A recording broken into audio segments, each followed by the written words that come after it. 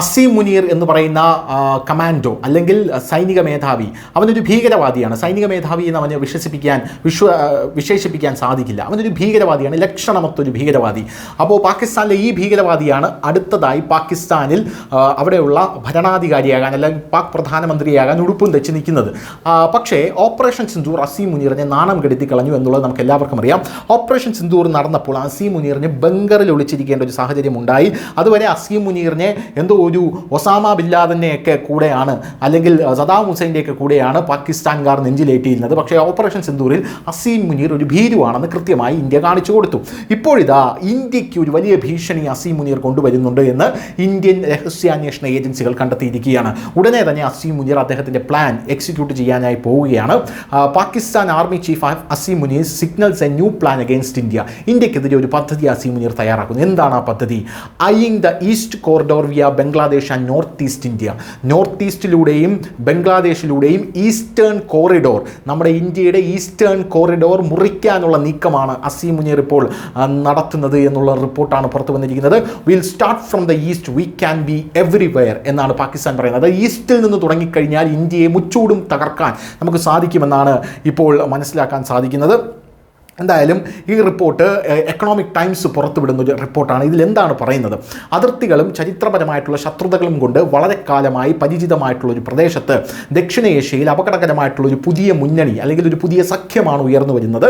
മാറിക്കൊണ്ടിരിക്കുന്ന ഈ തന്ത്രപരമായിട്ടുള്ള ഒരു സാഹചര്യത്തിൻ്റെ കേന്ദ്രത്തിൽ പാകിസ്ഥാൻ്റെ സൈനിക മേധാവിയും രാജ്യത്തിൻ്റെ യഥാർത്ഥ ഭരണാധികാരിയുമായിട്ടുള്ള ഫീൽഡ് മാർഷൽ അസീം മുനീറുണ്ട്. പുതിയ അമേരിക്കൻ പിന്തുണയും മാറിക്കൊണ്ടിരിക്കുന്ന ഭൗമരാഷ്ട്രീയ പ്രവാഹങ്ങളും കൊണ്ട് ധൈര്യപ്പെട്ട മുനീർ ഇന്ത്യയോടുള്ള പാകിസ്ഥാന്റെ തന്ത്രം പുനഃക്രമീകരിക്കുന്നതായിട്ടാണ് ഇന്ത്യക്ക് രഹസ്യാന്വേഷണ റിപ്പോർട്ട് ലഭിച്ചിരിക്കുന്നത്. ഇപ്പോൾ അസീം മുനീറിന് അമേരിക്കയുടെ ഒരു സപ്പോർട്ടുണ്ട്, ബംഗ്ലാദേശിൻ്റെ ഒരു സപ്പോർട്ടുണ്ട്. അപ്പോൾ ഇതിലെല്ലാം അസീം മുനീറിന് ധൈര്യമുണ്ട്.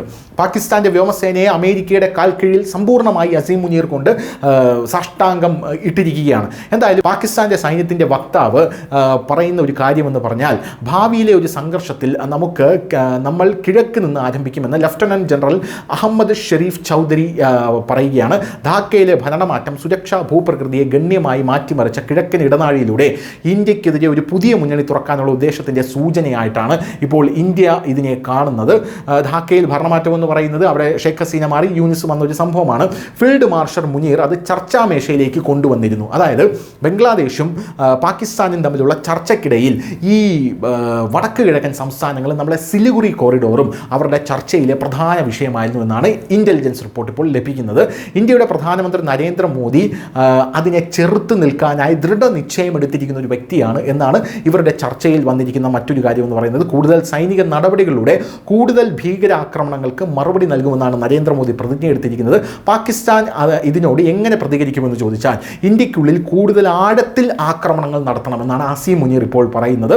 എന്തായാലും അസീം മുനീർ പറയുന്നത് അതിനായി നമ്മൾ കിഴക്ക് നിന്ന് ആരംഭിക്കും, അതായത് വടക്ക് കിഴക്ക് നിന്ന് ആരംഭിക്കണം, എല്ലായിടത്തും അവരെ ആക്രമിക്കാൻ കഴിയുമെന്ന് അവർക്ക് മനസ്സിലാക്കി കൊടുക്കേണ്ടതുണ്ട് എന്നുള്ളതാണ് ഇപ്പോൾ ബംഗ്ലാദേശും പാകിസ്ഥാനും കൂടെ പറയുന്നത്.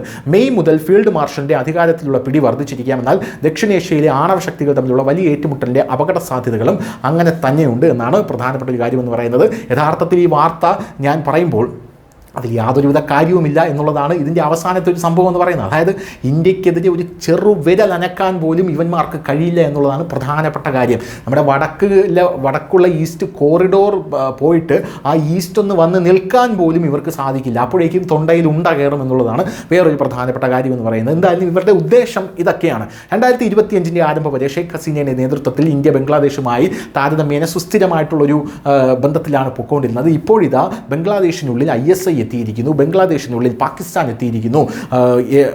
27 വർഷങ്ങൾക്ക് ശേഷമാണ് പാകിസ്ഥാൻ സൈന്യം ബംഗ്ലാദേശിലേക്ക് കടക്കുന്നത്. ഇങ്ങനൊരു സാഹചര്യത്തിൽ ഇപ്പോൾ ഇന്ത്യയുടെ വടക്ക് കിഴക്ക് മുറിക്കാൻ അസീം മുനീർ രംഗത്തെത്തിയിരിക്കുകയാണ്. ന്യൂസ് ഡെസ്ക് ന്യൂസിൻ്റെ മലയാളം.